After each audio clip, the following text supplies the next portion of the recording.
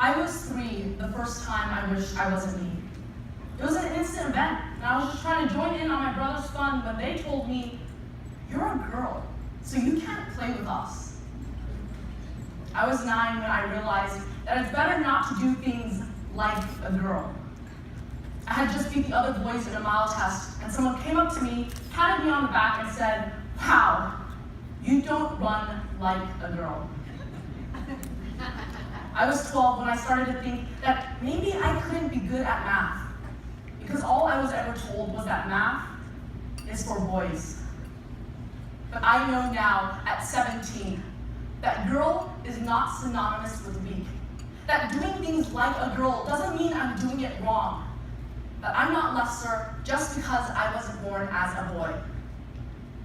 Gender bias. All my life, I've had to deal with those 2 words. And the unfortunate truth is, I'm not the only one. It's a preconceived notion that one gender is better than the other. And most times, it's males that are on top and females that are below them. Gender bias is the boss who looks at 2 resumes and finds John, who doesn't meet all the requirements, just better suited than Mary. Gender bias is the history of Chinese daughters who were disregarded in favor of sons. Gender bias is not new.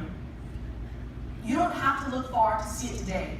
Just take a glimpse into the 2016 presidential elections, where Democratic candidate Hillary Clinton has often been called shrill for raising her voice, or judged based upon the clothes that she wears.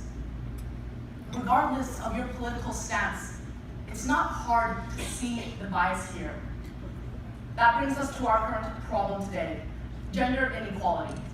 It is the implementation of these biases that have unbalanced the gender scales.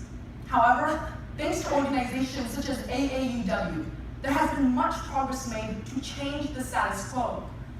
But because gender bias and inequality is still prevalent and affects billions of women across the world, these groups should continue to work to change its practice.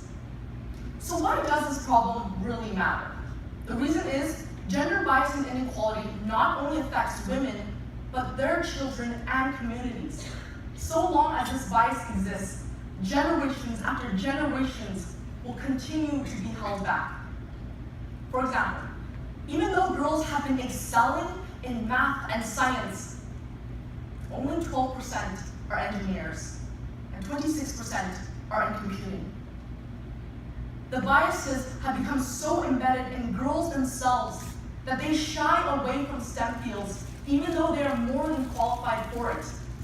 How can girls realize their potential if they're brought up to believe that they're not as smart as the boys next to them? On the other side, gender bias and inequality restricts women from essential resources that could save their lives.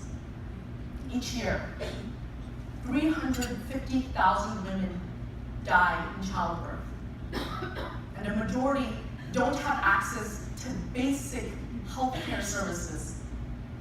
That's 350,000 mothers who won't see their child grow up. 350,000 women who could have been saved if they were treated equally. 350,000 humans that had to suffer because of the gender they were born as. Gender bias and inequality matters. It's why when I start my career, I still won't be paid the same as the guy next to me. It's why your daughters or sisters can't even go running at night. It's why women are called the weaker sex. We need organizations like the AAUW to continue to work against that glass ceiling, because one day, it will break. Each one of us have either faced gender bias or inequality, or known of someone who has, and it's our responsibility to change that. To empower the women in our lives, to show the world that yes, we are all equal. I'd like to end on the words of notable politician and activist, Bella Abzug. have been trained to speak softly and carry a lipstick, those days are over. Because the days of change have begun. Thank you.